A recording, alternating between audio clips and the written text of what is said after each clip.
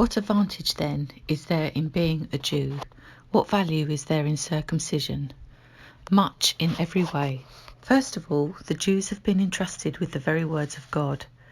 What if some were unfaithful? Will their unfaithfulness nullify God's faithfulness? Not at all. Let God be true, and every human being a liar, as it is written, so that you may be proved right when you speak, and prevail when you judge. But if our unrighteousness brings out God's righteousness more clearly, what shall we say? That God is unjust in bringing his wrath on us? I am using a human argument. Certainly not. If that were so, how could God judge the world?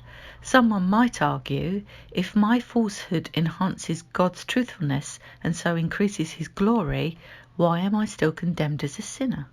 Why not say, as some slanderously claim that we say, let us do evil that good may result? Their condemnation is just. What shall we conclude then? Do we have any advantage? Not at all.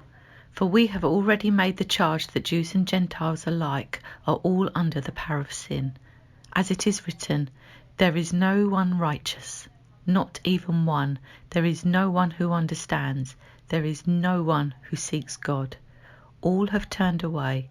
They have together become worthless. There is no one who does good, not even one. Their throats are open graves. Their tongues practice deceit. The poison of vipers is on their lips. Their mouths are full of cursing and bitterness. Their feet are swift to shed blood. Ruin and misery mark their ways, and the peace of God they do not know.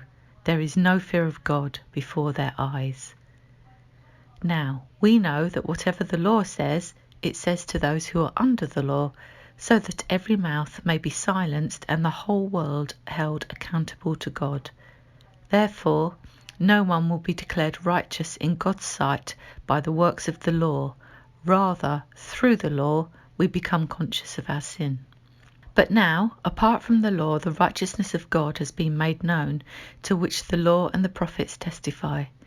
This righteousness is given through faith in Jesus Christ to all who believe. There is no difference between Jew and Gentile, for all have sinned and fall short of the glory of God, and all are justified freely by his grace through the redemption that came by Christ Jesus. God presented Christ as a sacrifice of atonement through the shedding of his blood to be received by faith. He did this to demonstrate his righteousness, because in his forbearance he had left the sins committed beforehand unpunished.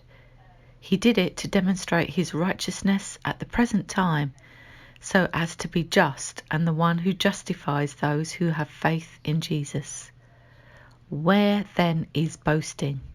It is excluded. Because of what law? The law that requires works? No, because of the law that requires faith. For we maintain that a person is justified by faith apart from the works of the law. Or is God the God of Jews only? Is he not the God of Gentiles too?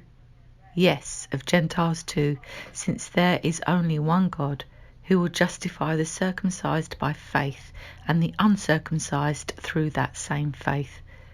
Do we then nullify the law by this faith? Not at all. Rather, we uphold the law.